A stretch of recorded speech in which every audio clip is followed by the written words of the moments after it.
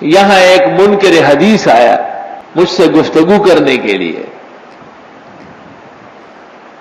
جب اس نے الٹی سیدھی باتیں کی تو میں نے اس سے کہا کہ تم منکر حدیث ہو؟ تو مجھ سے کہا کہ ہاں میں منکر حدیث ہوں اور آپ منکر قرآن ہیں. میں نے کہا میں کیسے منکر قرآن ہوں؟ کہا آپ قرآن نہیں مانتے، اگر قرآن مانتے تو پھر حدیث کی کیا ضرورت تھی؟ میں نے کہا ہماری تو کوئی ادا، کوئی بیان، کوئی مجلس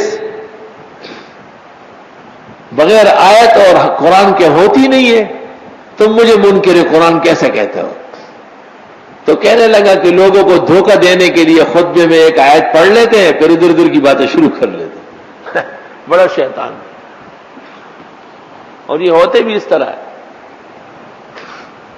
میں سمجھ گیا کہ یہ کم وقت بہت زہریلا ہے اور بڑا خطرناک ہے. میں نے اس کو کہا کہ تم اتنا تو مانتے ہو کہ ہم خطبے میں آیت پڑھتے ہیں؟ تو کہنے لگا آپ پڑھتے ہو نا، ایک آیت پڑھتے ہو دھوکہ دینے کے لیے، لوگ بیٹھتے نہیں اس کے بغیر. تو میں نے کہا آپ پتہ چلے گا کہ دھوکہ دینے کے لیے یا صداقت کے لیے، لیکن اتنا تو مان لو کہ ایک آیت پڑھتا ہوں. اس نے کہا مان لیا. تو میں نے کہا ایک آیت میں نے پڑھی کہ اقیموا الصلاۃ وآتوا الزکاۃ اور وارکعوا مع الراکعین. میں نے کہا اب یہ بتانا پڑے گا یا نہیں کہ نماز فرض ہے،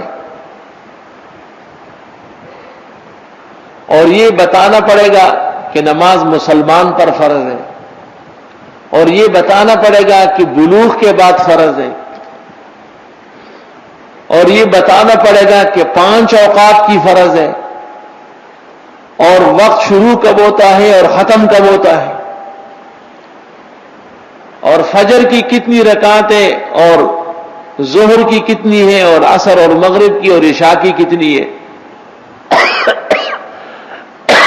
یہ بھی بتانا پڑے گا کہ وضو ضروری ہے، کپڑے پاک ہونا چاہیے، جسم پاک، جس جگہ نماز پڑھی جائے وہ پاک.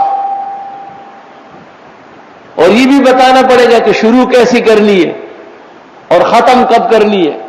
اور یہ بھی بتانا پڑے گا کہ کن چیزوں سے نماز رہتی ہے اور کن چیزوں سے نماز فاسد ہوتی. اس نے کہا کہ ہاں. میں نے کہا ابن الحمار، اب تم بتاؤ کہ یہ میں نے بکواس کیا ہے، دھوکہ دہی کی بات کی، یا آیت کی تفسیر کی ہے؟ تو اس کو جو لے کے آئے تھے نا وہ سمجھ گئے. انہوں نے کہا حضرت بس آپ ہمارے حوالے کریں، اس کو ٹھیک کر کے لاتا ہوں. میں نے کہا نہیں یہی بٹھاؤ اس کو.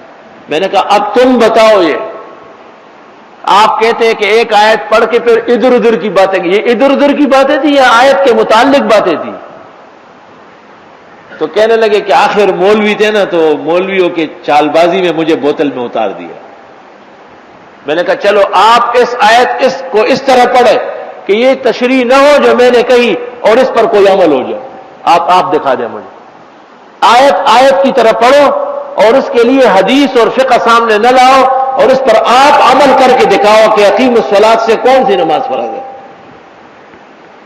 کس پر فرض ہے، فرضیت ہوتی کیا ہے، اس کا آغاز کب ہوتا ہے اور اس سے بری الذمہ کب ہوتا ہے، اور فریضے کا تعلق نفس انسان سے ہے یا مسلمان سے ہے، عقل و بلوغ بھی شرط ہے یا مجنون و صبی پر بھی فرض ہے، اور سارا دن فرض ہے یا چند لمحوں کے لیے فرض ہے. فَبُهِتَ الَّذِي كَفَرَ وَاللَّهُ لَا يَهْدِي الْقَوْمَ الظَّالِمِينَ. کہ اللہ میں سوچ کے آؤں گا. میں نے کہا غلام احمد پرویز کو قبر سے اٹھا لاؤ، اس میں بھی سخت نہیں ہے جو اس کا جواب دے. لِتُبَيِّنَ لِلنَّاسِ مَا نُزِّلَ إِلَيْهِمْ. یہ تو حضرت صلی اللہ علیہ وسلم کا منصب شریف ہے. اللہ تعالی نے اس لیے اس کی وضاحت نہیں فرمائی تاکہ حضرت صلی اللہ علیہ وسلم کے منصب کی روشنی میں یہ واضح ہو جائے. زکوٰۃ دے دو، زکوٰۃ فرض ہے. کس پر فرض ہے بھائی؟ کب فرض ہوتی ہے؟ ہر مال میں یا کوئی نصاب شرط ہے، اور ہر شخص پر یا موسر اور صاحب نصاب ہونا ضروری ہے، اور ہر ایک پر فرض ہے یا کچھ عقل و بلوغ ہوش حواس بھی شرائط ہے، اور روزانہ فرض ہوتی ہے یا ہولان ہول کا ضروری ہے.